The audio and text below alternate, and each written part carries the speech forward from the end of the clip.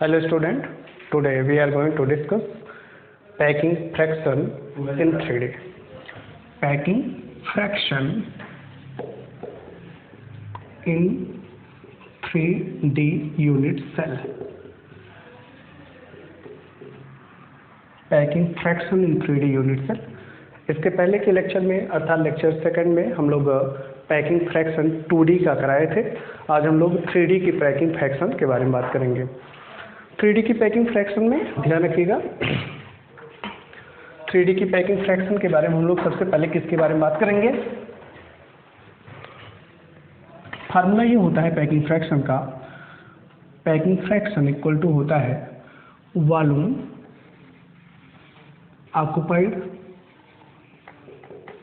occupied by all atoms,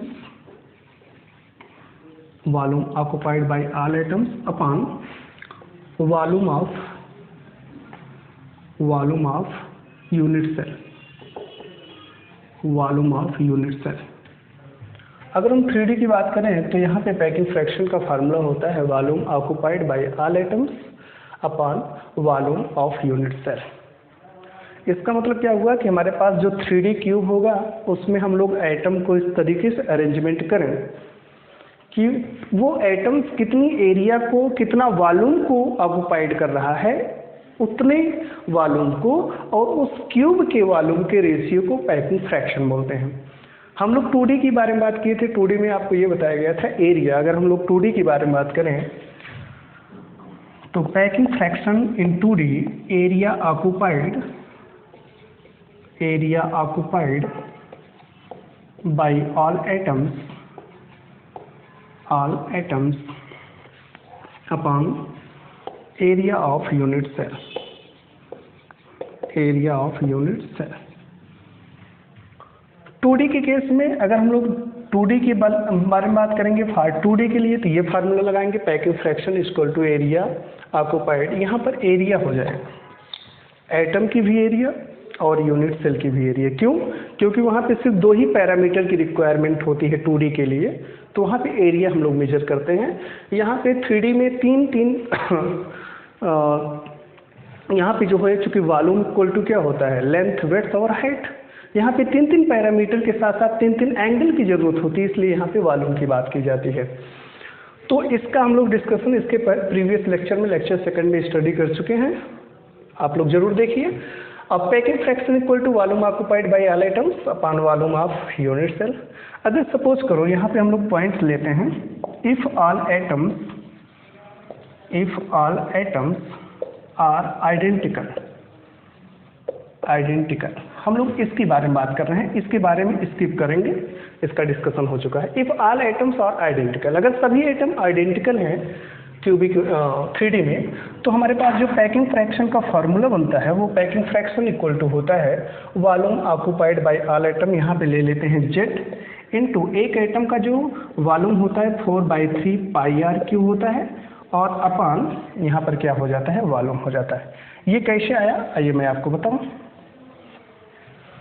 अगर सभी atom identical हैं क्यूब में, सभी एटम आइडेंटिकल हैं, तो एक एटम का अगर हमको वॉल्यूम मिल जाए, एक एटम का वॉल्यूम कितना होता है, ये सपोज करो एटम है, इस एटम ये स्फेरिकल एटम है, इस स्फेरिकल एटम का जो वॉल्यूम होता है वो 4/3 πr³ होता है, 4/3 πr³ होता है। तो एक एटम का हम लोग यहाँ पर वॉल्यूम रखती है 4/3 πr³, और उस क्यूब में कितने इफेक्टिव एटम्स आ रहे हैं वो हो गया Z।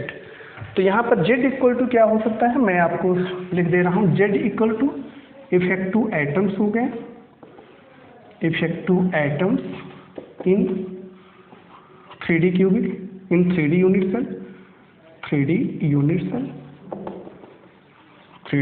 सेल, और ये 4/3 πr³, 4/3 πr³, ये एक एटम का volume of one atom, volume of one atom. अगर सपोज करो एक क्यूब में 4 इफेक्टिव एटम्स आ रहे हैं, तो हम लोग क्या करेंगे, जेड की वैल्यू 4 रख देंगे और एक एटम का वॉल्यूम 4/3 पाई आर क्यू होता है, मल्टीप्लिकेशन कर देंगे तो total volume occupied by of atom आ जाएगा। मतलब उस क्यूब में कितने एटम ऑक्युपाइड हो रहे हैं, कितनी एरिया ऑक्युपाइड, कितने वॉल्यूम ऑक्युपाइड कर रहे हैं, वो चीज़ें आ जाएंगी। अगर किसी भी क्यूब में इफेक्टिव एटम्स 2 आ रहे हैं तो जाहिर सी बात है जेड की वैल्यू हम 2 रख देंगे और एक एटम का वॉल्यूम 4/3 पाई आर क्यू होता है तो वो उसमें मल्टीप्लिकेशन कर देंगे तो उतने एटम क्या होंगे उस वॉल्यूम, उस क्यूब को क्या करेंगे, वॉल्यूम उतना वो ऑक्युपाइड कराएगा। वी क्या होगा, वी इक्वल टू क्या रखेंगे, ए क्यू रखेंगे। अगर सपोज करो सभी एटम आइडेंटिकल हैं, अगर उसके जो है एज लेंथ और वेट सभी इक्वल हैं तो वी इक्वल टू क्या रख देंगे, ए क्यू रख देंगे। ऐसी स्थिति में क्या हो जाएगा, ये हमारा ये फार्मूला हो जाएगा। अब देखिए इसी फार्मूला को हम लोग इलाबोरेट करने वाले हैं, तो ये देखें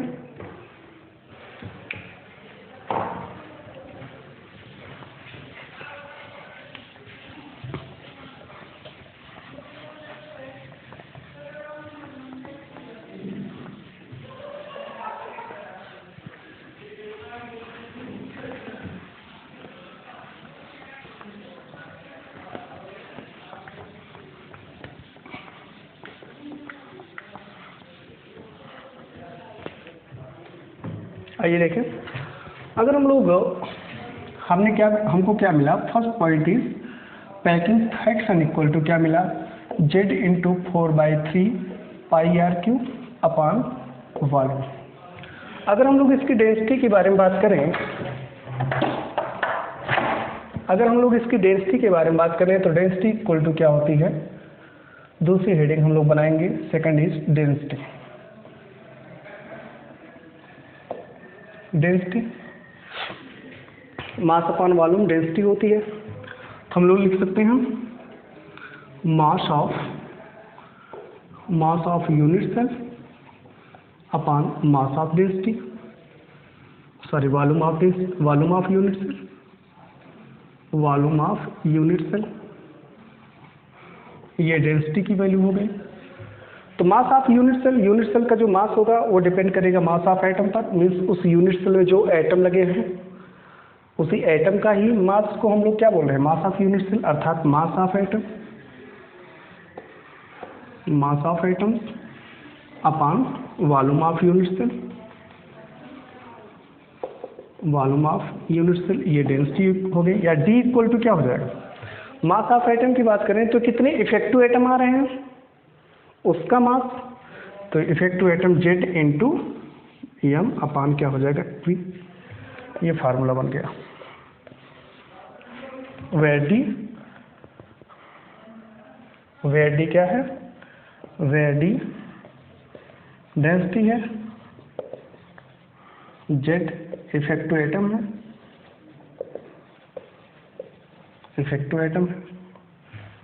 और एम क्या है, मास है, मास ऑफ वन एटम, और वी क्या है, वॉल्यूम।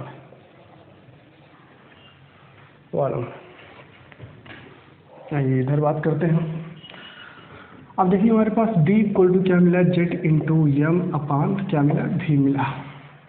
ओके, अगर हम लोग इसको मोलर मास के रूप में देखें तो मोलर मास क्या होता है, mass of Na, it is the mass of Na number, Avogadro's number, अर्थात हमारे पास m इक्वल टू एम क्या है, मास है, मास इक्वल टू क्या होता है, m into Na, m equal to क्या होता है, कैपिटल M। ओके,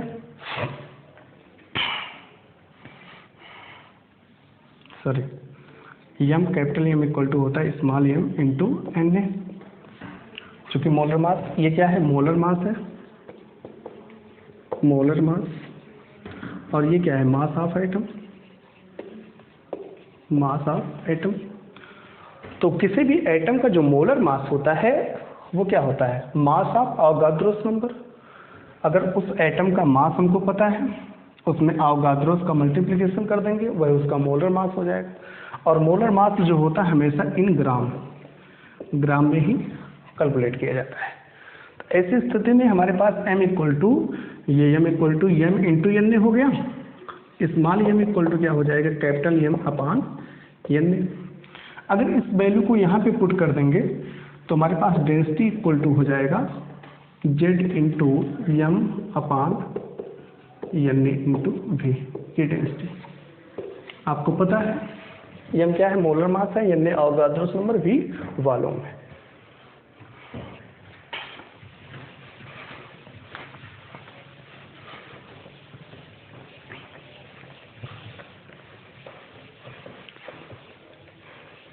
आइए आगे देखें। ये तो डेंसिटी हो गई, डेंसिटी का फार्मूला हो गया। अब हम लोग बात करेंगे पैकिंग फ्रैक्शन के बारे में। पैकिंग फ्रैक्शन पहला हम लोग लेते हैं cubic unit cell, simple cubic के बारे में। सिंपल क्यूब के बारे में बात करते हैं। सिंपल क्यूब में क्या होता है, all the atoms are at corner, atoms are at all corner. ये हमारा क्यूब है, सपोज करो ये क्यूब। अगर इस क्यूब में एटम को हम लोग अरेंज करें, एटम ये कॉर्नर हिस्सा है, यहाँ पे एटम कॉर्नर पे आप एटम को रख देंगे, ओके। और ये आपको पता है कि इसका भी 1/8 हिस्सा आता है, इसका भी 1/8 हिस्सा। जितने भी कॉर्नर वाले एटम होते हैं, सब कॉर्नर वाले एटम का 1/8 हिस्सा ही एक क्यूब में आता है।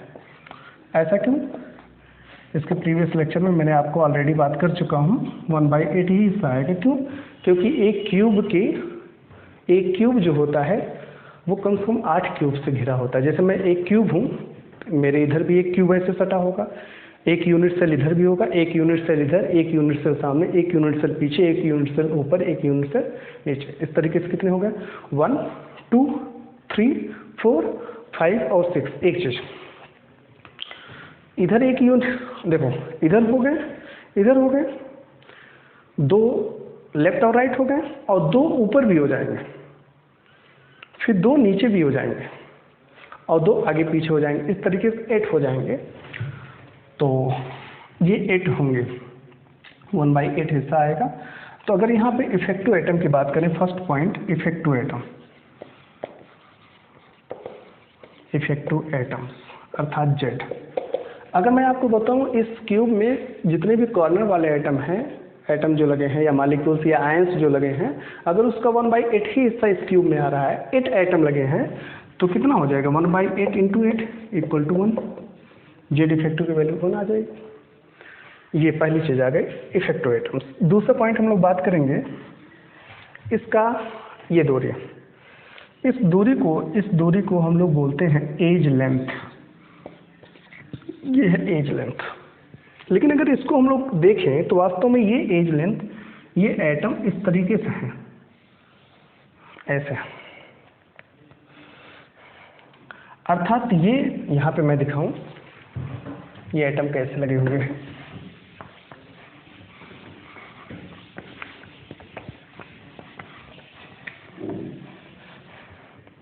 अगर मैं इन दोनों एटम को दिखाऊं तो ये वास्तव में पास में है, एकदम क्लोज में है। कैसे? ये ऐसे, ऐसे। अब आपको पता है कि इतना हिस्सा जो है क्यूब में आ रहा है, ठीक है, ये दूरी इसकी R हो गई, ये दूरी इसकी R। इतना हिस्सा क्यूब नहीं आ रहा है, बट इतना हम लोग क्या ले रहे हैं, ये दूरी हमारी क्या है, A है। तो दूसरा रिलेशनशिप हमको मिला A इक्वल टू क्या हो जाएगा, 2R। चूंकि ये A है, R 2R हो जाएगा। तो पहला Z इक्वल टू 1 मिला, दूसरा A इक्वल टू 2R मिला। तीसरे पॉइंट के बारे में बात करें, अगर इसके कोऑर्डिनेशन नंबर के बारे में बात करें तो कोऑर्डिनेशन नंबर का मतलब ये होता है the number of the central atom, the number of atom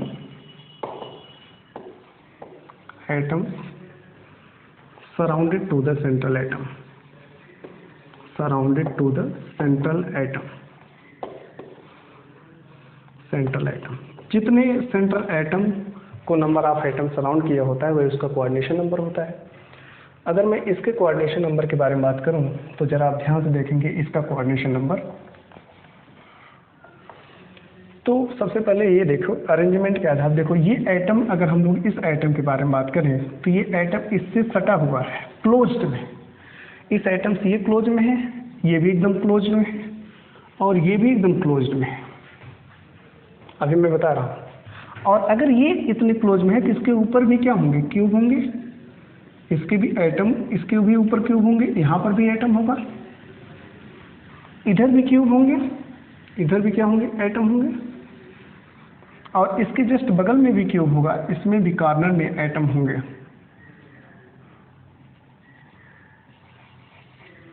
अगर ओवरऑल देखा जाए तो कितने एटम सराउंड है, 1 2 3 4 5 और ये 6। तो कोऑर्डिनेशन नंबर कितना हो जाएगा, कोऑर्डिनेशन नंबर इक्वल टू 6। इसका कोऑर्डिनेशन नंबर कितना मिला, 6 मिला। अगर आपको ये मैं दिखाऊं तो ये जो 4 एटम्स हैं, ये 4 एटम्स ऐसे हैं, ये 4 एटम्स ऐसे हैं, हमको डिस्टेंस में भले दिखाई दे रहे हैं लेकिन ये चारों एटम्स ऐसे हैं। और ये जो चारों एटम्स हैं इसके टॉप वाले ये भी इसी तरीके से ऐसे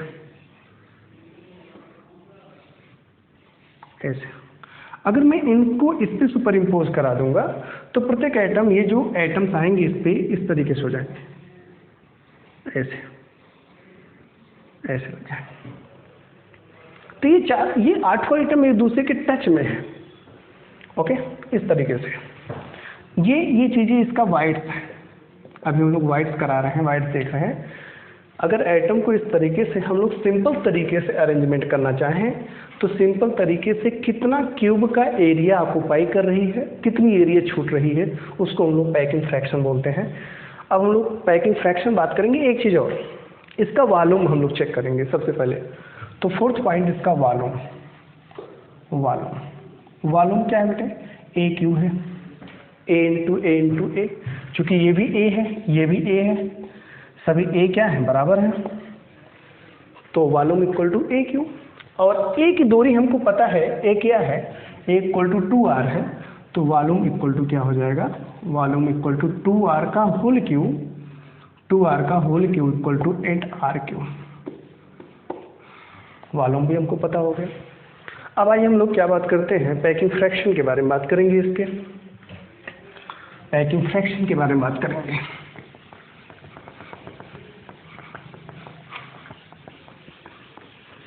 पैकिंग फ्रैक्शन,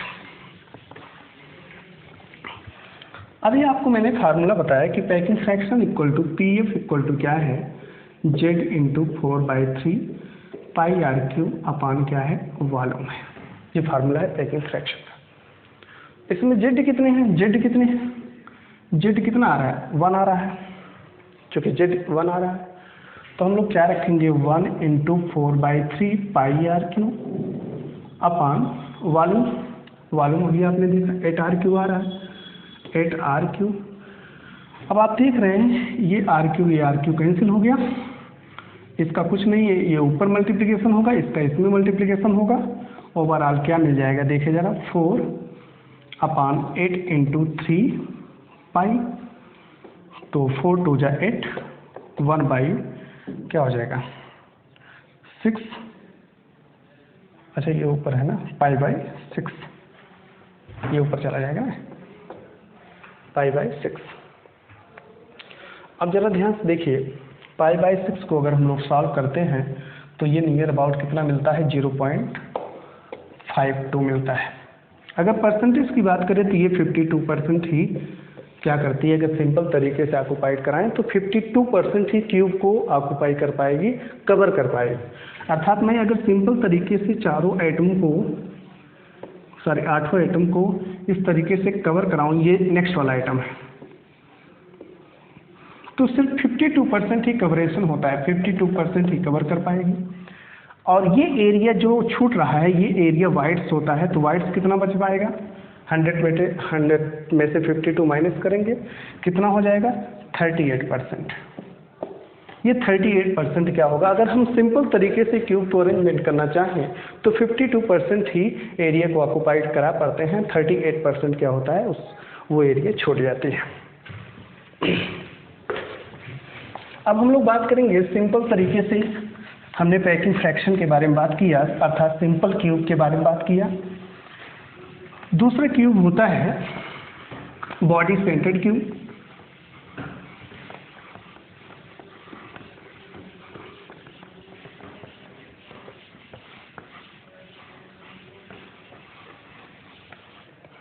बॉडी सेंटर्ड के बारे में बात करेंगे। Second is body centre, body centre cube. Body centre में क्या होता है, सभी एटम कॉर्नर पे होते हैं। All atoms are at corner, all atoms are at corner.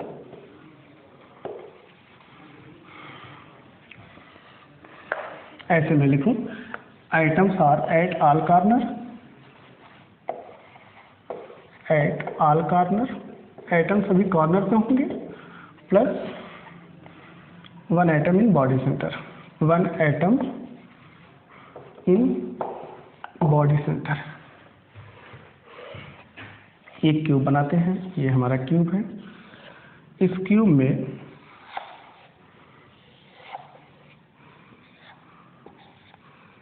ये क्यूब है और ये एटम है, सभी कॉर्नर पे एटम को रख दिए और एक इसके बॉडी में रख दिया। आपको पता है प्रत्येक कॉर्नर वाले आइटम जो होंगे 1/8 ही कंट्रीब्यूट करेंगे इस क्यूब में, 1/8 ही कंट्रीब्यूट कर पाएंगे इस एटम में, इस क्यूब में, जो कॉर्नर वाले हैं। और जो बॉडी सेंटर वाले हैं वो 100% इसी में रहेंगे, अर्थात उसका 1 होगा। अगर हम लोग जेड इफेक्टिव की बात करें इसमें, तो जेड इफेक्टिव कितना हो जाएगा, 1/8 × 8 + 1 = 2। टोटल एटम 2 आ रहे हैं। सेकंड पॉइंट के बारे में बात करें, this is the first point. Second point के बारे में बात करें, अगर इसका ए देखा जाए, ये ए लेंथ, इसका एज लेंथ की बात की जाए, तो इसका एज लेंथ के बारे में जरा आप सोचें। इसके पहले में क्यूब में अगर इस तरीके से आइटम लगते थे तो ये आर था, ये भी आर था, ये दूरी आर थी और ये distance as length equal to कितना आता था, ए = 2r आता था। बट यहाँ पे दोनों एटम क्लोज में नहीं है, यहाँ पे दोनों एटम दूरी में है, एक दूसरे से कांटेक्ट में नहीं है। तो ऐसी स्थिति में क्या है, क्यों नहीं कांटेक्ट में है, ये बीच वाला जो एटम आ गया है, हमको ये लग रहा है कि बीच वाला एटम किसी को टच नहीं कर रहा है, बट ये बीच वाला एटम एक दूसरे को दूर कर दिया है।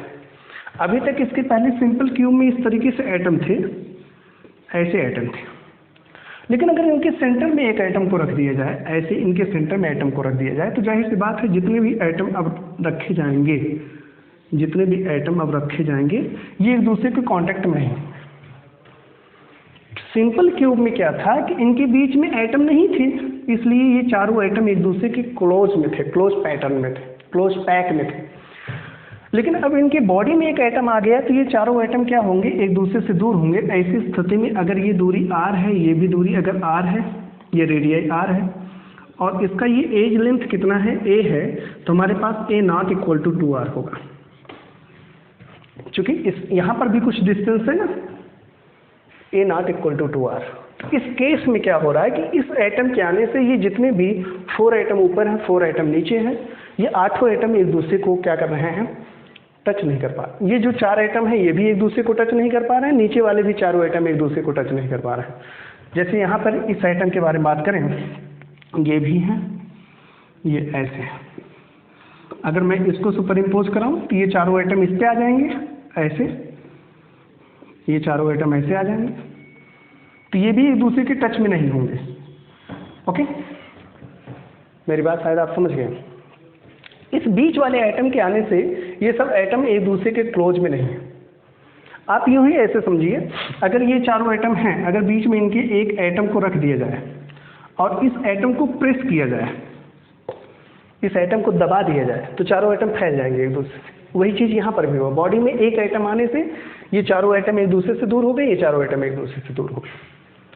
अगर मैं इनके कोऑर्डिनेशन नंबर की बात करूँ, सेकंड नंबर क्या है, कोऑर्डिनेशन नंबर, तो कोऑर्डिनेशन नंबर इसका कितना हो जाएगा, अगर इस सेंट्रल एटम की बात करूँ, सेंट्रल एटम का कोऑर्डिनेशन नंबर, तो ये चारों एटम को टच कर रहा है, 1 2 3 और 4, और ये भी इन चारों एटम को भी टच कर रहा है, मतलब 5 6 7 और 8। अर्थात ये वाला जो एटम है 4 ऊपर को टच कर रहा है, 4 नीचे को टच कर रहा है। कोऑर्डिनेशन नंबर कितने हो जाएंगे? 8 हो जाएंगे। थर्ड चीज आपको क्या मिलेगी? ए नॉट इक्वल टू 2r। ए जो है 2r के इक्वल नहीं है। ओके,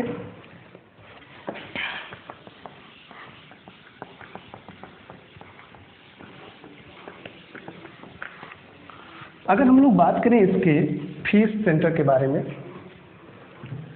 तो ये एक दूसरे का ये अगर मैं ऐसे में कर्व करूं तो ये कहलाता है बॉडी डायगोनल, बॉडी डायगोनल। और ये इसको अगर मिला देते हैं तो ये कहलाता है फेस डायगोनल, फेस डायगोनल। तो आइए जरा हम लोग इसके बारे में बात करें। जैसे एक फेस में ले रहा हूं, ये वन फेस है, यहाँ पे एटम है। अगर ये मैं फेस ले रहा हूँ तो यहाँ एटम है, यहाँ एटम है, यहाँ एटम है, यहाँ एटम है और यहाँ एटम है। ये एटम सबको टच करेगा, ये एटम है। अगर मैं एक फेस लिया, सपोज करो ये सामने वाला फेस में ले रहा हूँ, ये वाला फेस में ले रहा हूँ, एक फेस मैंने लिया, this is the one face. कितने फेस है क्यूब में? 6 फेस है, मैंने एक फेस लिया। अगर इसको फेस डायगोनल में देखूं तो ये r है, ये कितना हो जाएगा? 2r हो जाएगा, और ये कितना हो जाएगा? r हो जाएगा।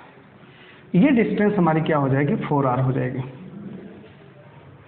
ये डिस्टेंस हमारी 4r हो गई। और ये 4r, ये जो फेस डायगोनल है, इसके पहले हम लोग फेस डायगोनल को √2a के रूप में निकाला था। अगर निकालना चाहें तो आप भी निकाल सकते हो। कैसे निकाल सकते हो? अगर मैं इसको ये दूरी क्या है? ये a है और ये भी a है। चलो ऐसे में कट कर गया, ये a है, ये a है, ये हमको पता नहीं x है। तो ये डिस्टेंस का स्क्वायर इक्वल टू क्या होता है? ये का स्क्वायर प्लस a का स्क्वायर इक्वल टू कितना हो गया? 2a का square. x square equal to, x equal to √2a। ये वैल्यू कितनी आ गई? √2a। ये फेस डायगोनल की वैल्यू √2a। अर्थात ये वाली, ध्यान समझिएगा, फेस डायगोनल की बात हो रही है ना, फेस डायगोनल। हाँ, ये वाली जो दूरी आ गई वो √2a आ गई। हमको ये दूरी चाहिए बॉडी डायगोनल की। तो देखो जरा, अगर हमको ये दूरी 2a मिल रही है तो नेक्स्ट दूरी हम लोग क्या निकालना चाह रहे हैं? ये हमको √2a मिली, ये a है, ये हमको निकालना है। ये हमारा क्या है? Body diagonal, body diagonal. ये मैंने आपको क्या निकाला? ये फेस डायगोनल निकाला, फेस डायगोनल। बॉडी डायगोनल अगर इसको भी इसको करेंगे तो वही चीज़ यहाँ पर √3a मिल जाएगा, √3। अब ये चीज़ें √3a मिल रही है, √3a मिल रही है यहाँ पे। तो फिलहाल इस एटम के बारे में हम लोग नहीं बात करते, यहाँ थोड़ा सा फिगर आप सही करेंगे।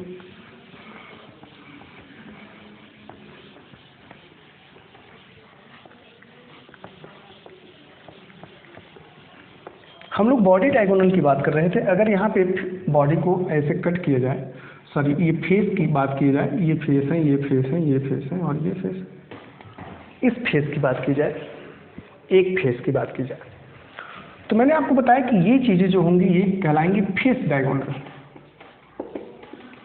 ये फेस डायगोनल है।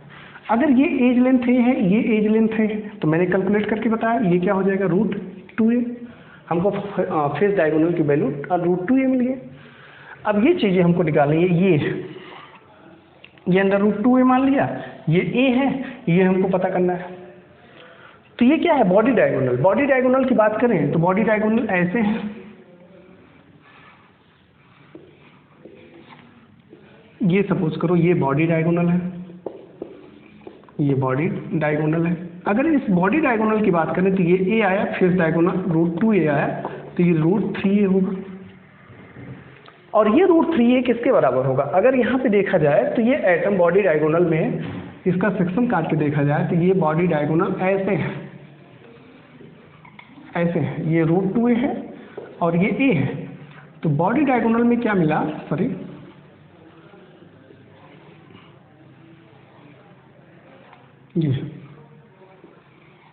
ये हमको मिला r, ये 2r मिला और ये कितना मिला r, तो ये टोटल कितना मिल गया 4r इक्वल टू √3a मिला।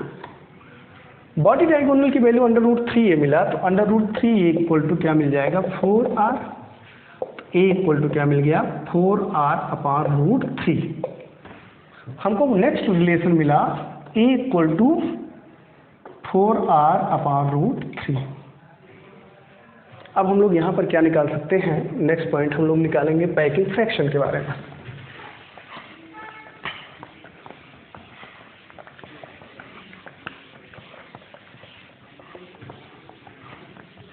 अगर हम लोग इस तरीके से बॉडी सेंटर के माध्यम से पैकिंग कराना चाहें तो पैकिंग फ्रैक्शन इक्वल टू हो जाएगा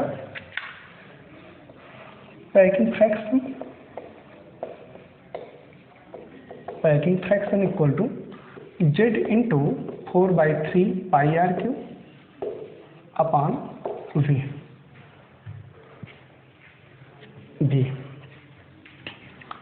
तो यहाँ पे v भी हम निकालेंगे, पांचों पॉइंट। v इक्वल टू क्या होगा a³, इसका q कर देंगे तो v इक्वल टू क्या हो जाएगा, ये हमको मिल जाएगा 4r/√3 का होल क्यूब।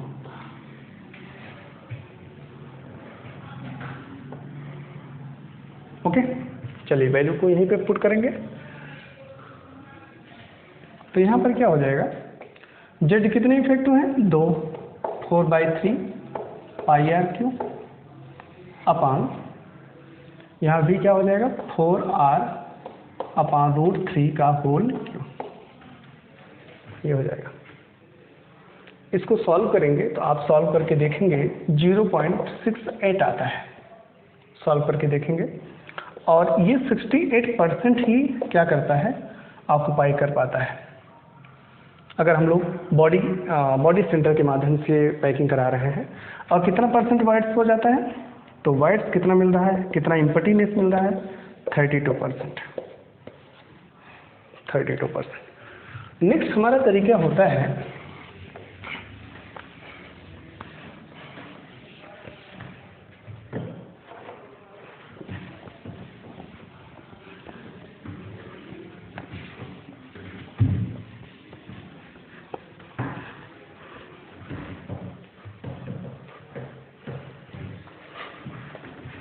आइए देखें, नेक्स्ट हमारा है बॉडी सेंटर्ड के बाद फेस सेंटर्ड, या जिसको हम लोग क्लोज क्यूबिक बोलते हैं। नेक्स्ट हमारा है फेस सेंटर्ड क्यूब, FCC या इसी को CCP बोलते हैं, इसको बोलते हैं फेस सेंटर्ड क्यूब। और ये होता है cubic close cubic packing.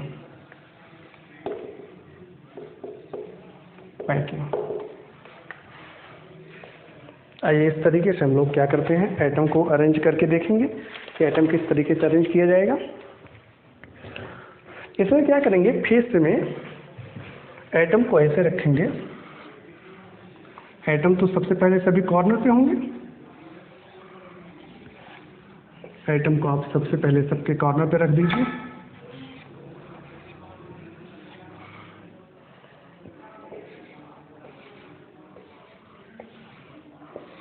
Atom को कॉर्नर पे रखेंगे, फिर इसके जो 6 फेस हैं 6 फेस पे ऐसे लगा देंगे।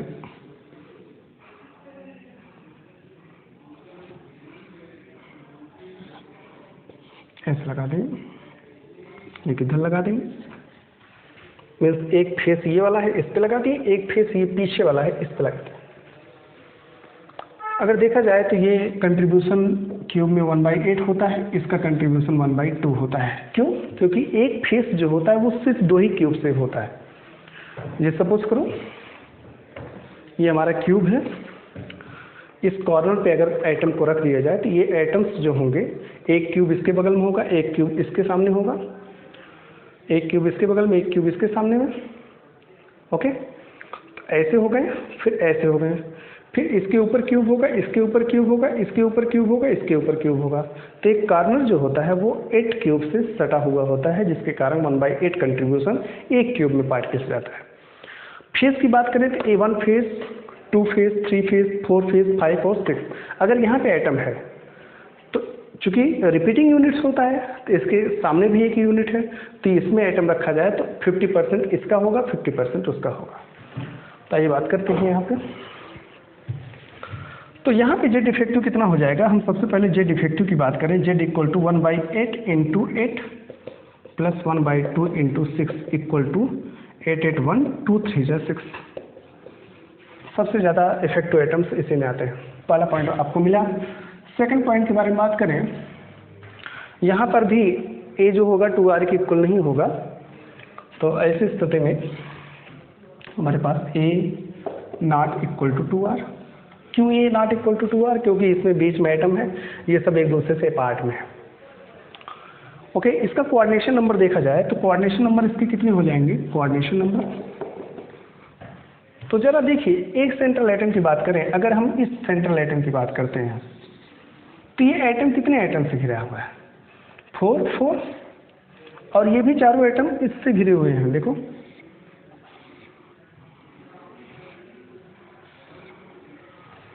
जरा आप ध्यान से देखिएगा, ये भी एटम जो है, ये वाले एटम, ये भी एटम इसको टच कर रहा है। मतलब ऐसे कोई एटम है, ये और इसके ऊपर भी ये और इसके पीछे भी ये 4 एटम इसको भी टच कर रहा है, और इसके ऊपर भी इस तरीके से।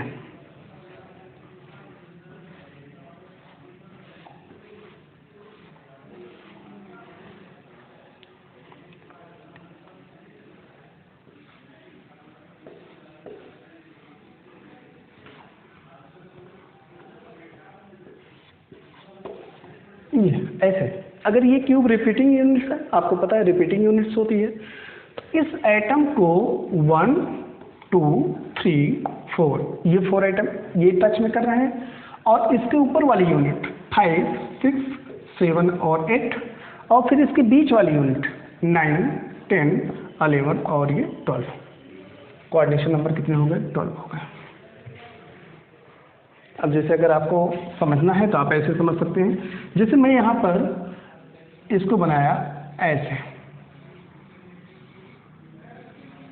ये चारों एक दूसरे को टचेबल नहीं होंगे, ये मैंने बनाया इसके बारे में, सिर्फ यही है। अब इसके नीचे भी, मतलब इसके पीछे भी इस तरीके से 4 एटम्स ऐसे लगे हैं इसके पीछे, जो इस सेंट्रल एटम को टच कर रहे हैं, और इसके ऊपर भी इस तरीके से, इसकी रिपीटिंग यूनिट्स में इसके ऊपर भी इस तरीके से लगे हैं। मतलब ये फ्रंट पे है और ये इसके बैक में है। तो ये एटम टोटल कितने को सराउंड कर रहा है? 1 2 3 4 5 6 7 8 9 10 11 और 12। कोऑर्डिनेशन नंबर कितने हो गए? 12। अब बात ये होती है कि इसका अगर हम लोग ए देखें तो उसी तरीके से अगर हम लोग इसका जो है फेस डायगोनल की बात करें, ये देखो फेस डायगोनल की बात करते हैं, ये फेस डायगोनल, तो इसका जो फेस डायगोनल मिलेगा ए equal to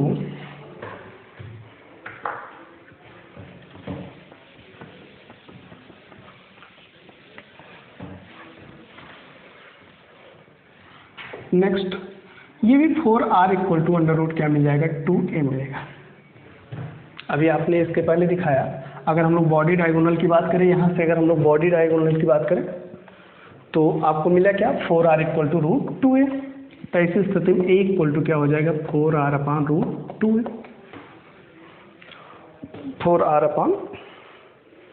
4r equal to root 2a। a equal to क्या मिल जाएगा? 4r upon root 2।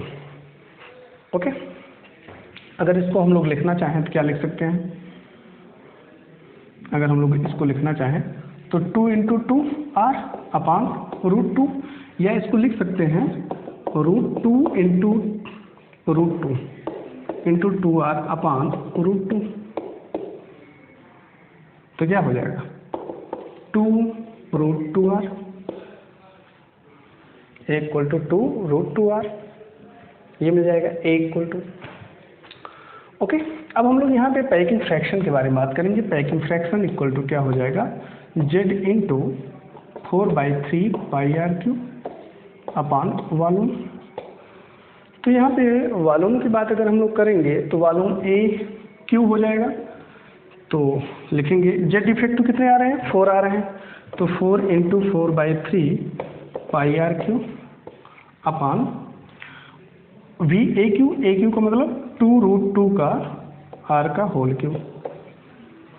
ओके, इसको अगर हम लोग सॉल्व करते हैं तो हमको जो वैल्यू इसमें फाइंड आउट मिलती है वो 0.74 मिलती है, अर्थात 74%। इसके माध्यम से पैकिंग करा पाएंगे। सबसे ज़्यादा पैकिंग यही होती है 74%। कितना वाइट्स हो जाएगा, वाइट्स 26%। ओके, तो इस तरीके से सबसे ज़्यादा जो पैकिंग इफिशियंसी, अगर हम लोग पैकिंग इफिशियंसी के बारे में बात करें तो पैकिंग इफिशियंसी सबसे ज़्यादा FCC की है, तब इसके बाद किसकी है BCC की है, तब इसके बाद किसकी है सिंपल क्यूब की है। ओके।